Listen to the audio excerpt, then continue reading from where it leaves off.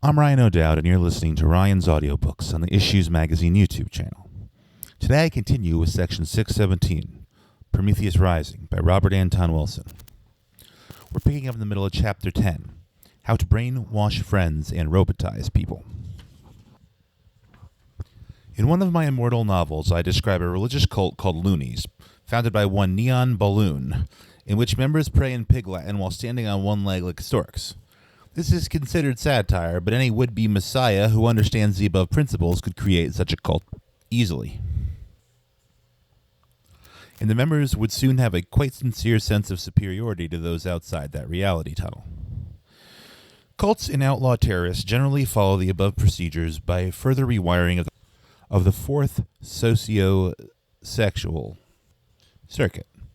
Governments usually leave that circuit alone, since government agents are largely puritanical authoritarian and afraid to get involved at all with raw eros.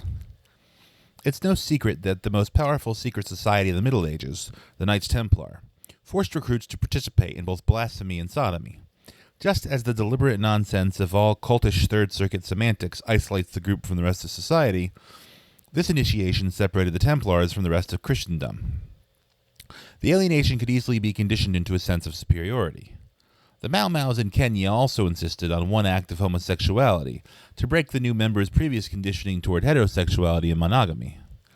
Other cults, some quite well known, attempt to repress sexuality entirely, another way of breaking the statistically normal imprinting of the Fourth Circuit. The Manson family insisted on what might be called, oxymoronically, compulsory free love. The army severs normal amative bonds and casts the subject into a world where compulsory celibacy alternates with whorehouse adventures and quite often the rape of enemy women, with homosexuality as an ever-present hidden option. A current American guru, Da Free John, imprints his subjects for lifelong monogamy, almost like the outside U.S. culture, but is indifferent as to whether these pairings are heterosexual or homosexual. Whatever variation the cult leader may choose, what makes for successful separate reality is that it be in some respect outlandishly different from that of the major society. The easiest way to get brainwashed is to be born. All the above principles then immediately go into action, a process which social psychologists euphemistically call socialization. The biosurvival circuit automatically hooks onto or bonds to the most appropriate mother or mothering object. The emotional territorial circuit looks for a role or ego identification in the family or tribe. The semantic circuit learns to imitate and then use the local reality grids, symbol systems. The socio-sexual circuit is imprinted by whatever mating experiences are initially available at puberty. The subjects may not come out of this process ready to murder women and children, like the graduate of boot camp, or even willing to believe that Charlie Manson was both Jesus and Satan simultaneously, or willing to spout new left slogans while robbing banks. The subjects come out of normal socialization, depending on where and when they were born, as Eskimo totemists, Muslim fundamentalists, Roman Catholics, Marxist-Leninists, Nazis, Methodist Republicans, Oxford-educated agnostics, snake worshippers, Ku Kluxers, mafiosos, Unitarians, IRAists, PLOists, Orthodox Jews, hard-shell Baptists, etc. The universe, or existence, is obviously large enough and complex enough, and the ego self-centered enough, that all these reality tunnels are capable of making sense to some degree to those imprinted or conditioned to accept them.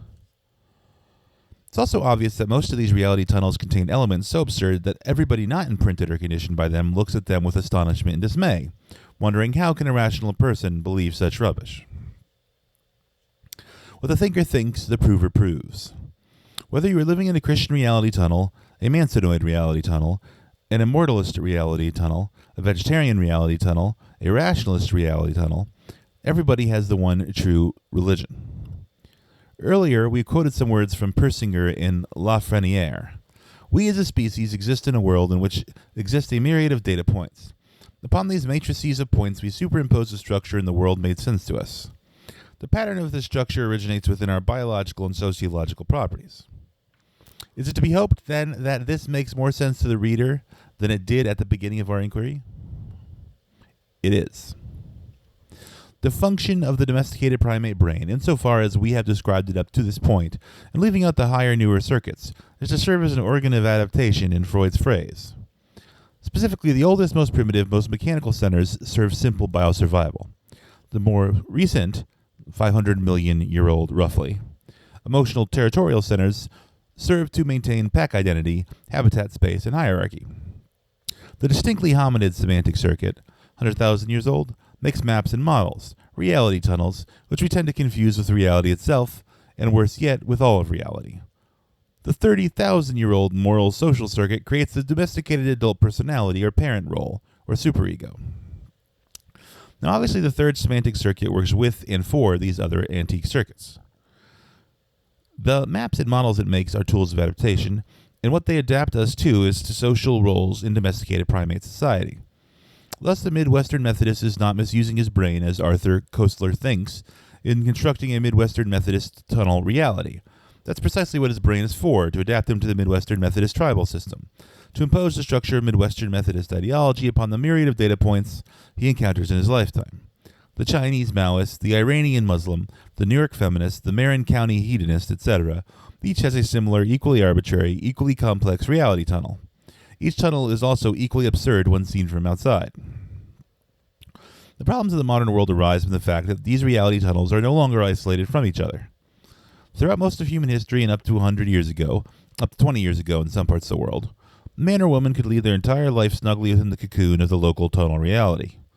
Today, we all constantly collide with persons living in wildly different tunnel realities. This creates a great deal of hostility in the more ignorant, vast amounts of metaphysical and ethical confusion in the more sophisticated, and growing disorientation for all, a situation known as our crisis of values.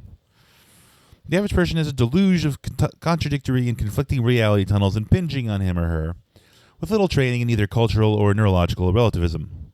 Speed of travel has increased by a factor of 1,000 since 1900, and speed of communication by a factor of 10 million, according to J.R. Platt. The deluge is accelerating and intensifying. One symptom is the fact that TV Guide has been taken over by a band of terrified conservatives who cannot understand and can only dread this downpour of alien signals. Instead of being merely a guide to what is on the tube, TV Guide has become a continuous wail that the tube's tunnel reality is wider, stranger, and more varied than the narrow tunnel vision of the small-town wasp. There has also arisen a profession of deprogrammers, so-called. These are neurotechnicians who will, for a fee, kidnap a child who has wandered off, departed the parental reality tunnel, and been brainwashed into the competing reality tunnel of some new, if not yet established as acceptable, cult. This is known as restoring the victim to normalcy. It's all hypocrisy and neurological ignorance, of course. The deprogrammers are actually reprogrammers. The parental tunnel reality is as arbitrary and to an outsider bizarre as that of any cult. A special system of tricky semantics allows most people in some courts to ignore these facts. Just imagine what would happen if a wayward child of Methodist parents had wandered into the Roman Catholic Church, say, and the parents attempted to have that child coercively deprogrammed into Methodism, or if the child had joined the U.S. Army like Kelly, and the parents kidnapped him and tried to reprogram him into civilian reality tunnels. These problems will not go away, and the abrasions they cause as various brainwashed robots continue to collide with each other will accelerate. The speed of travel and of communication are still continuing to accelerate. Fortunately, higher circuits are forming in the human brain and offer broader vistas than the narrow tunnel visions of the antique circuits. That is the topic of our concluding chapters. Since everybody prefers one circuit over the others, there are people in each society who are easily recognizable as narcissists, first circuit robots, emotionalists, second circuit robots, rationalists, third circuit robots, and moralists, fourth circuit robots. Rationalist robots, like the other robots, may be totally mechanized or have some slight flexibility or freedom built into their circuitry. The totally roboticized make up the vast horde of the fundamentalist wing of the materialist church and the other true believers in the scientific paradigms of 1968, 1958, 1948, or whatever their nervous system stopped taking new imprints. These are the people who are perpetually frightened and dismayed by the large portion of human behavior mediated through circuit two mammalian politics. They think that because this territorial emotional behavior is not rational, it should not exist. They accept Darwin as dogma, but are nervous about Darwinism because it accepts mammalian politics as an evolutionary strategy that has worked thus far, and are repulsed by the data of ethology, genetics, and sociobiology. They don't like the rest of the human race much because it is not guided by their favorite circuit. And they're easily unaware that the rest of the human race does not like them much. These rationalist robots are also very uncomfortable with the newer circuits, and some of them spend most of their lives wiring articles and books devoted to proving that the newer circuits do not exist, and that all scientists who have recorded the behavior of these newer circuits are liars, fools, bunglers, charlatans, or some manner of damned heretics. Like the emotional robot, the moralistic robot, the narcissistic robot, the rationalist robot cannot be argued out of his narrow reality tunnel.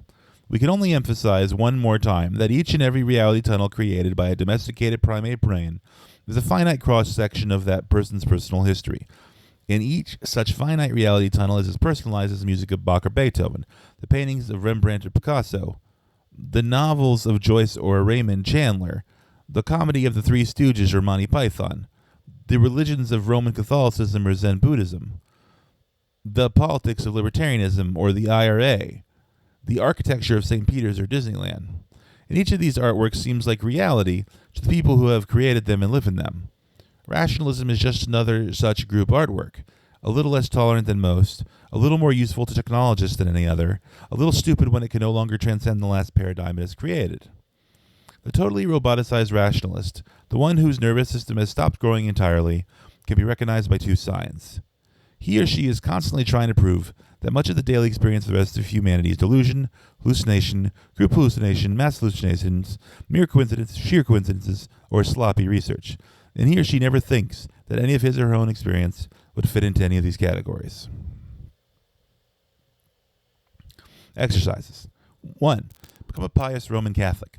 Explain in 3 pages why the Church is still infallible and holy, despite popes like Alexander the Sixth, the Borgia Pope, Pius the 12th, ally of Hitler, etc. 2. For those of you who remember my lie, become Lieutenant Calley. Say aloud and really feel and believe the Army comes first. I'm for the Army all the way. If you don't remember, try Jerry Falwell. Say aloud and feel really and believe. Help us fight moral decay. Send your checks in today. 3. Refute the whole book. Demonstrate that everybody else has been brainwashed but you and your father, has the one real objective view of the universe. 4. Accept this book, if not in whole, at least in general outlines. Assume you've been brainwashed. Try to learn as much from every human you meet about their separate reality tunnel, and see how much of it you can use to make your reality tunnel bigger and more inclusive. In other words, learn to listen. 5. James Joyce said he never met a boring human being. Try to explain this. Try to get into the Joycean headspace, where everybody's a separate reality island full of mystery and surprise. In other words, learn to observe. 6. Read Aldous Huxley's The Genius and the Goddess. Note how the Circuit 3 scientific genius reverts to Circuit 1 helpless infant when his wife leaves him. 7. After experimenting with the Nazi reality tunnel, the Catholic reality tunnel, etc., re-enter your normal reality tunnel. Does it still seem totally objective, or do you begin to recognize how much of it's your own software and hardware running programs? 8. Finally, explore the tunnel-busting reality of Christopher S. Hyatt's book, titled Undoing Yourself with Energized Meditation and Other Devices. What tunnel reality is he selling, and how sincere is he about his writing? Also, do you think he has read my work and I his, or is this last statement a gimmick of the publishers played on 2 innocent authors and the trusting public? Or even worse, did I write his book, or could it be that we are one and the same?